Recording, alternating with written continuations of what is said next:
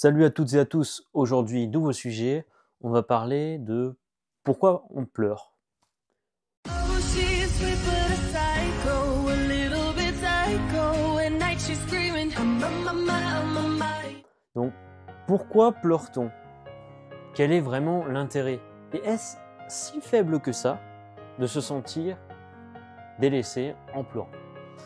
Donc, pleurer, ça a plusieurs sens et significations.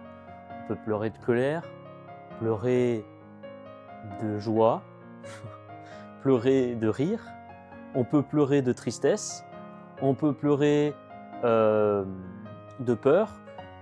En fait, on pleure d'une émotion. Ça, vous l'avez sûrement compris. Mais on voit l'image de la société comme quoi on est vu comme étant faible en pleurant. Et c'est pour ça que certains hommes, qui est justement on va dire la vision de quelque chose de fort, de concret, s'il pleure, il a une image ternie. Donc c'est pour ça qu'aussi il y a pas mal d'hommes, enfin du sexe masculin, qui du coup se mettent à pleurer. Enfin, qui évitent de pleurer, qui retiennent leurs larmes. Et du coup, est-ce si négatif que ça ou si positif que ça? Alors, je vais parler du coup d'un côté, cette fois-ci, psychologique. Donc, je vais énumérer les bienfaits qu'a du coup le fait de pleurer. Alors, pleurer, ça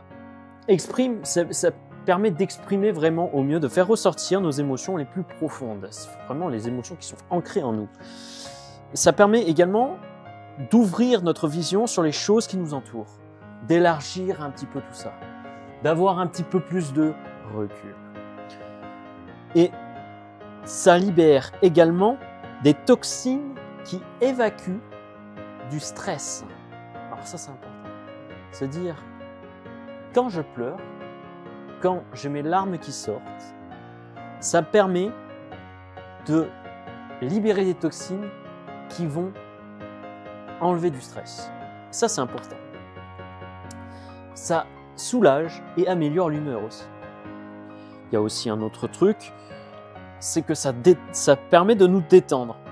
Le système nerveux parasympathique va permettre de mieux nous détendre.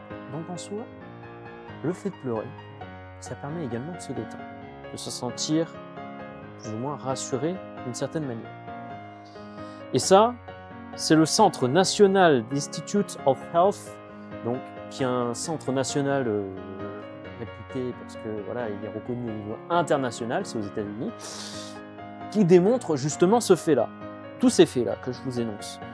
Et ça nous aide à avoir également un soutien émotionnel. C'est pour ça qu'on pleure. Alors, pourquoi on pleure? Parce que si ça permet de se libérer du stress, tout ça, ça veut dire que dès que je vais évoquer du stress, je vais me mettre à pleurer. Eh ben non. Vous voyez bien, c'est pas parce que vous êtes stressé que vous allez pleurer. Donc au final, c'est pas forcément de ça que ça en découle. Et ça en découle, comme on a dit, d'une émotion. Ça, on le sait. C'est une incapacité à gérer en fait nos émotions. Quand notre émotion devient forte, on la libère. Sauf que si cette émotion elle n'est pas libérée, si on la contraint, si on la contient encore une fois, ça fait la cocotte minute. On monte sous pression et à un moment donné, c'est tellement maintenu sous pression qu'on rajoute encore plus d'émotions fortes ou des événements actuels qui viennent appuyer ces faits, ou vient augmenter la pression, la température, tout au sein de cette cocotte minute va faire bouillir et monter la pression, ainsi bien que si on ne met pas le petit sifflet pour évacuer la pression, le petit sifflet c'est notre parole, nous permet de nous exprimer. Si on ne peut pas s'exprimer, qu'est-ce qui se passe? Cocotte minute, ça monte sous pression, on bouche la sortie d'évacuation, ça explose. Et donc c'est ça, c'est cette explosion qui va nous faire nous libérer. Alors, certains vont se mettre à pleurer. Et c'est bien, parce que justement, ça nous libère de ce poids. Ça libère certaines choses. Donc, pleurer, c'est bien. Il ne faut pas le voir comme étant faible, même si c'est vrai, que ça évoque une faiblesse. Le fait de retenir ses larmes est encore plus faible que de les libérer. Il faut bien comprendre les deux. Pourquoi on dit que pleurer, ça nous rend fort? Parce que ça évoque effectivement une faiblesse, comme quoi on n'arrive pas à contrôler notre émotion. Elle est tellement forte, elle est tellement puissante que ça nous submerge, ça nous dépasse. Et une fois que ça nous dépasse, eh bien, on exprime plus ou moins et ça sort. Alors, quand on fond en larmes, quand on pleure, c'est bien parce que justement ça nous libère, comme j'ai dit. L'hypersensibilité peut également jouer un rôle là-dessus. Les personnes qui sont hypersensibles, dont je pense en faire partie, j'ai pas fait des tests, donc j'en sais, je suis pas non plus expert en la matière, mais voilà, l'hypersensibilité, c'est une émotion qui va être accrue avec un multiplicateur. Voilà.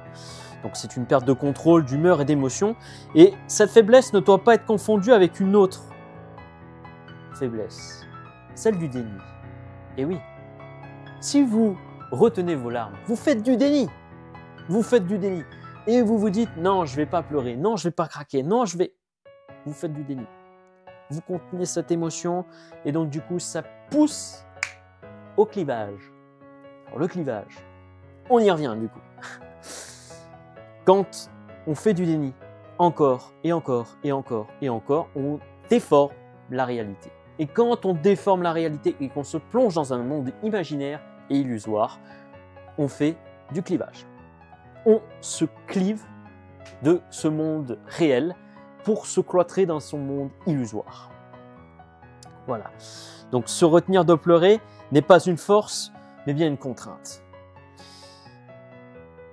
Et il faut bien faire la différence du coup entre maîtriser une émotion et contrôler une émotion.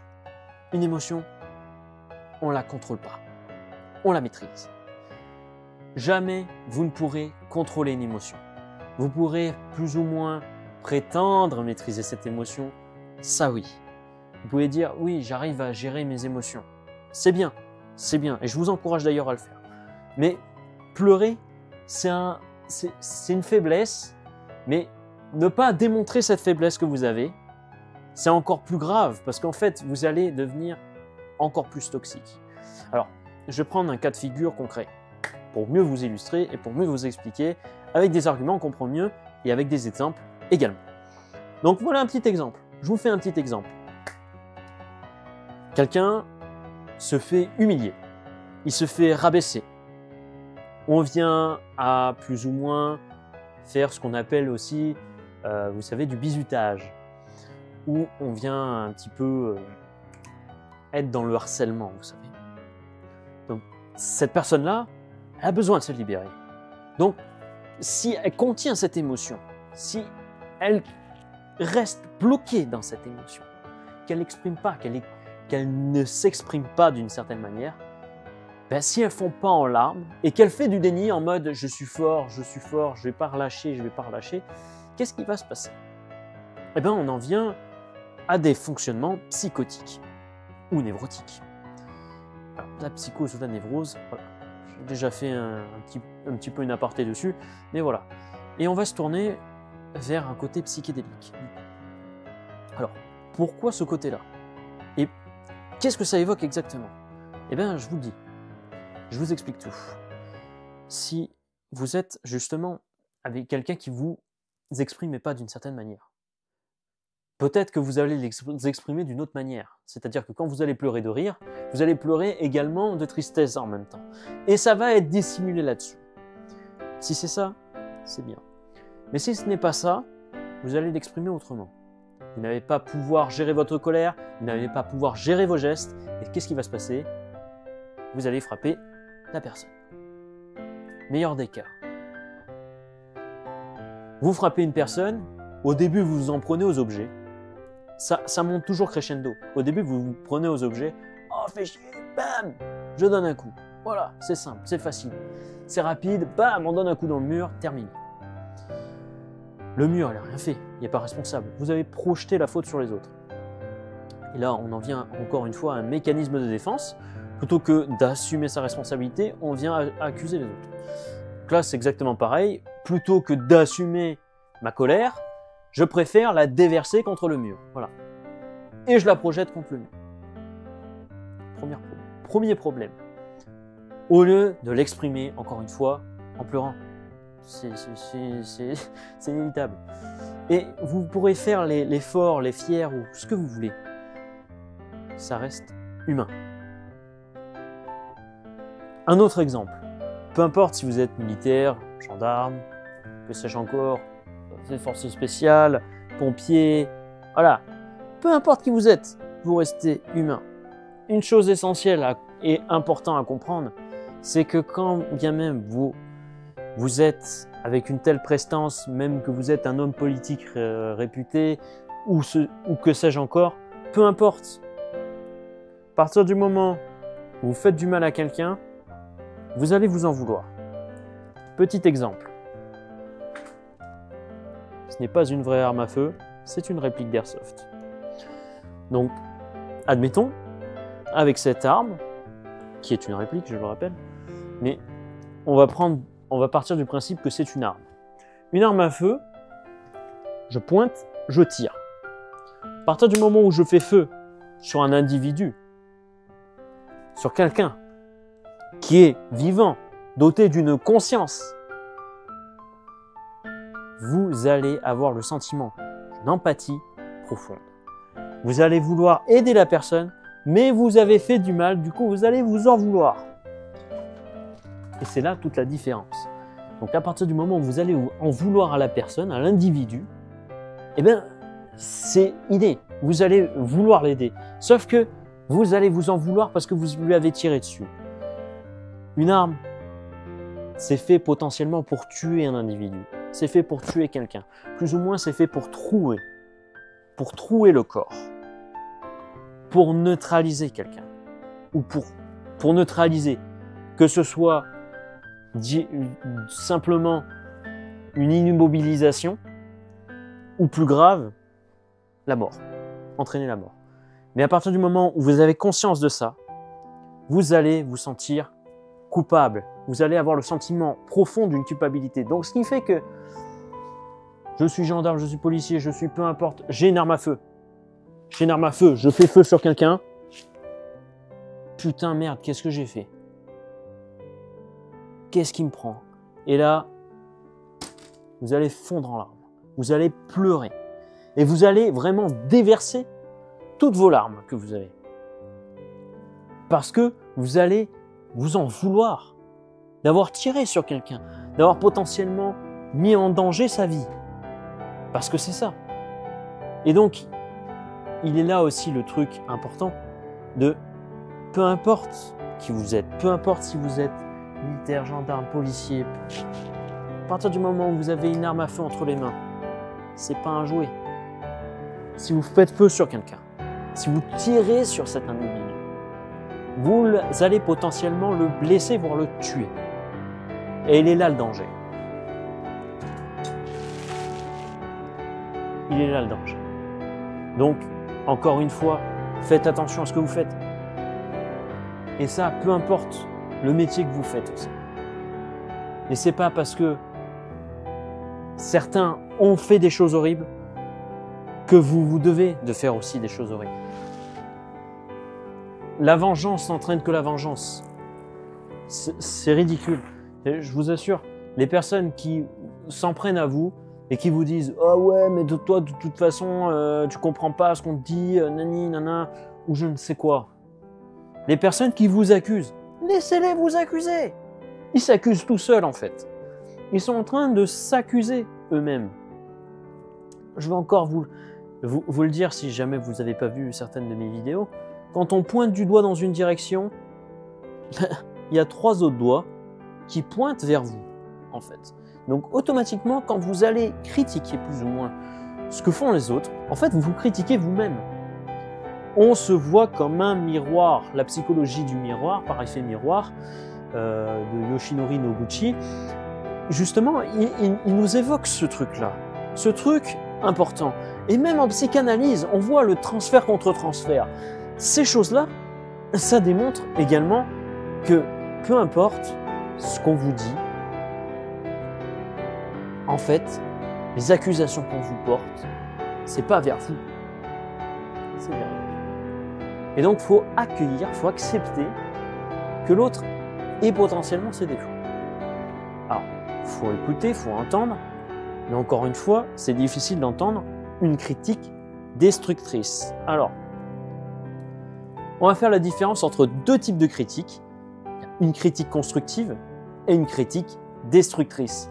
La critique constructive, elle, va s'axer autour d'un point auquel on va émettre le fait d'un défaut ou d'une qualité qu'on va mettre en avant, qu'on va dire « Ok, d'accord, je critique le fait que, écoute, quand tu fais ci, j'ai l'impression que tu n'écoutes pas parce qu'au final, j'ai l'impression franchement que tu fais aucun effort pour venir m'aider. » Alors que c'est juste une impression. Encore une fois, on voit plus ce qu'on donne que ce qu'on reçoit. Mais au final, on en reçoit. C'est juste qu'on a moins la conscience de recevoir les choses. Et qu'on a plus la conscience de donner. Alors ça aussi, ça fait partie aussi de la psychologie masculine et la psychologie féminine. La psychologie féminine est plus adaptée à recevoir et la psychologie masculine plus à donner.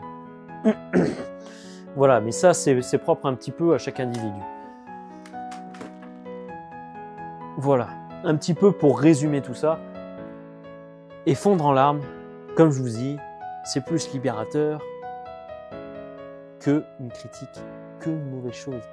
Donc pleurer, c'est humain. Et vous avez le droit de pleurer, même si vous êtes un homme. Vous avez le droit de pleurer. Maintenant, en plus, dans la société dans laquelle nous sommes, on va dire, c'est pas non plus hyper mal vu qu'un homme pleure.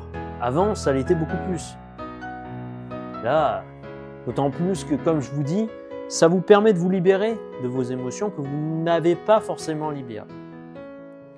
C'est là aussi où certains font aussi du théâtre.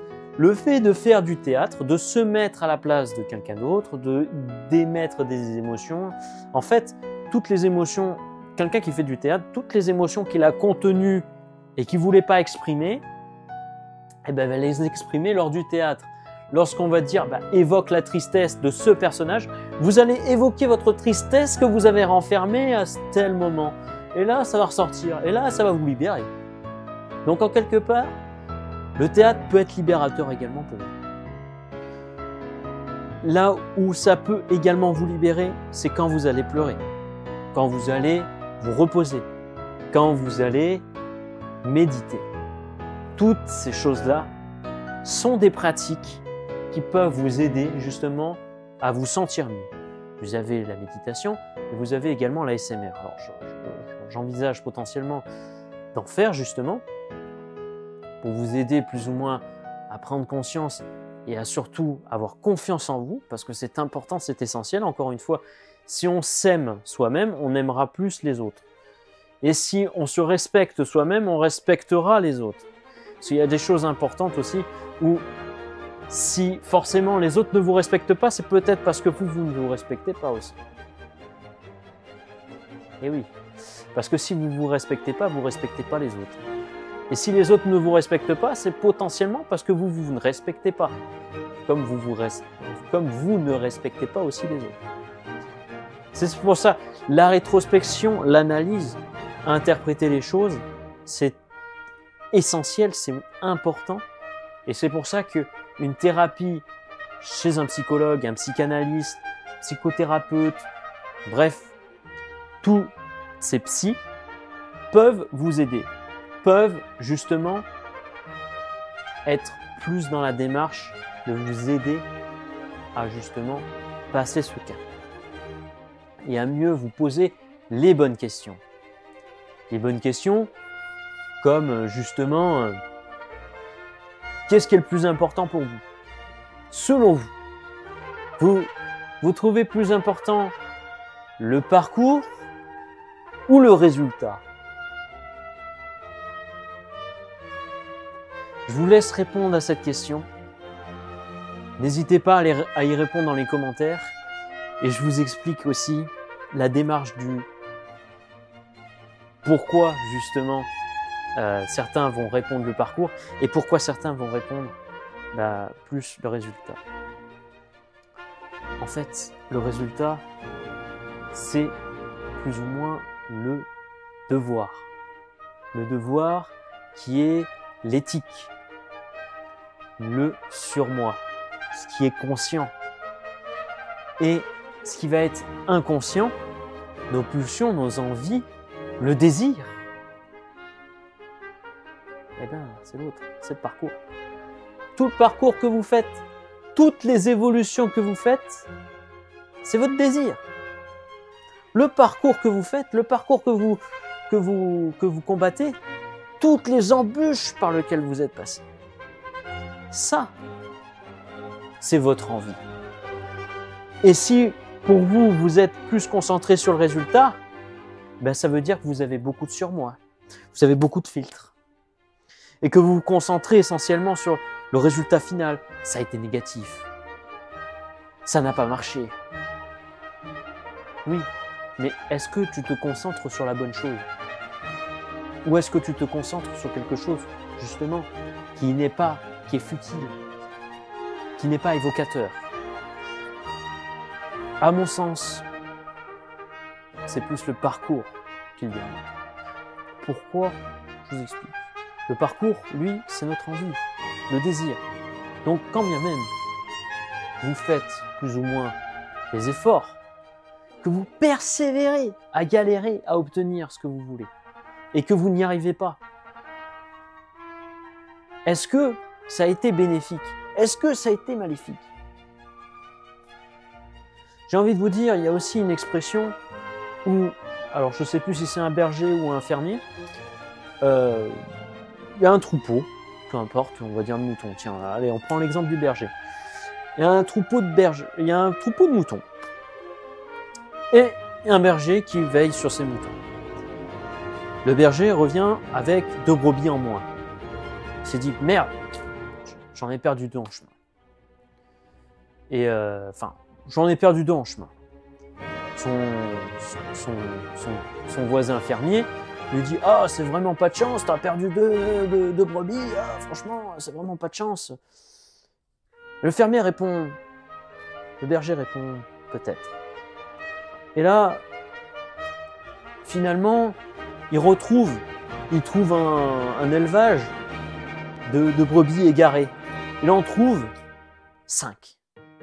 Et là, du coup, il a un troupeau plus grand, de 5 moutons, ou de 5 brebis, peu importe. Son voisin revient, « Oh, quelle chance! Tu en as trouvé 5 !» Et le berger répond, « Peut-être. » Donc la morale qu'il faut avoir, c'est est-ce que c'est bien d'avoir une image positive ou est-ce que c'est bien d'avoir une image négative? En fait, philosophiquement, pas tant que ça. Est-ce que vaut mieux se concentrer sur le négatif? Peut-être. Est-ce qu'il vaut mieux se concentrer sur le positif? Peut-être. Est-ce que vaut mieux avoir une vision neutre? Peut-être. Encore une fois, ça reste le choix de chacun. Et c'est là où j'en viens justement à la philosophie et pourquoi aussi j'en viens aussi à faire ce choix principalement, c'est que la philosophie, c'est une ouverture d'esprit auquel chacun est libre de penser et de croire ce qu'il veut. Et ça, c'est essentiel quand même. Il faut comprendre que justement, l'ouverture d'esprit et l'ouverture de pensée à chacun est propre justement à chaque individu. Et c'est là où on en vient à la liberté, en fait, la communauté. C'est ça qui est fort. Voilà aussi pourquoi je voulais en venir de ce truc-là. Et en quoi c'est si important? Parce que en soi, on parle de brebis là, on parle de savoir qu'est-ce qui est bien, qu'est-ce qui est pas bien. Si vous vous concentrez sur le positif, vous concentrez vos efforts, votre énergie là-dedans. Donc ça peut être chronophage. Si vous vous concentrez sur le négatif, c'est exactement pareil. Donc au final, plutôt que de voir forcément le positif ou voir forcément le négatif, est-ce que vaut pas mieux voir d'un aspect plutôt neutre? Parce que le berger, quand il a gagné 2 brebis, il s'est dit, ouais, j'en ai gagné 5. j'aurais pu en gagner 10. Si j'avais fait autrement, j'aurais pu en gagner 20. Je ne sais pas. Encore une fois, quand vous faites un choix dans une direction, il y a plein de branches, il y a plein de voies. Vous voyez comme un train, il y a plein de voies. Le train, il va voie A, voie B, voie C, voie D, voie E. Ça, c'est votre choix. Ah, je choisis la voie D. Allez, hop. Eh ben, la voie D, elle vous fait perdre 5 minutes. Est-ce que c'est bien? Est-ce que c'est pas bien? Peut-être. Vous ne savez pas, en fait. Vous avez le résultat de la voie D, mais vous n'avez pas les autres résultats. Donc, qu'est-ce que vous en savez? Aussi bien, on va dire, ah bah oui, avec la voie A, j'ai gagné 20 minutes. On va se dire, bah c'est bien, c'est positif, j'ai gagné 20 minutes. Ouais, mais la voie B, elle vous en fait gagner 1 heure. La voie C, 4 heures. La voie D, vous êtes quasiment arrivé instantanément. La voie E, vous êtes arrivé avec 35 minutes d'avance. La voie J, vous êtes arrivé avec... Et vous voyez, en fait, c'était le pire choix. Mais juste parce qu'on a vu un plus, on s'est dit, bah c'est la bonne solution. Ouais, content. Vous en savez rien. Vous en savez rien. Et vous émettez comme quoi c'est comme ça, c'est comme si. Arrêtez de vous focaliser sur le résultat. Parce que justement, le résultat, il n'a aucune saveur. Ce qui a de la saveur, c'est l'effort que vous avez mis dedans. Votre envie, vraiment, le fond de ce que vous avez ressenti, vos émotions, vos sentiments, tout ça, c'est sorti lors, non pas des résultats, mais de votre parcours. Et c'est là où je vous dis, je vous conseille, après vous faites comme vous voulez, encore une fois, libre à chacun, de vous créer une vision sur votre parcours et non sur le résultat. Concentrez-vous sur les efforts que vous donnez et dites-vous que ce n'est pas si inutile que ça. J'ai galéré, j'ai pas réussi. Et alors, vous avez peut-être pas réussi parce qu'il y a eu ceci, parce qu'il y a eu cela. Mais rien ne vous empêche de persévérer. Et peut-être que ce n'était peut-être pas finalement pour vous. Peut-être que c'était juste un échec révélateur. Ça, c'est de la psychanalyse. Freud. Je vous renvoie encore à une vidéo. Bon, voilà, je m'égare un peu. Pleurez, ça va vous libérer, ça va vous faire du bien et décharger vos émotions. Salut!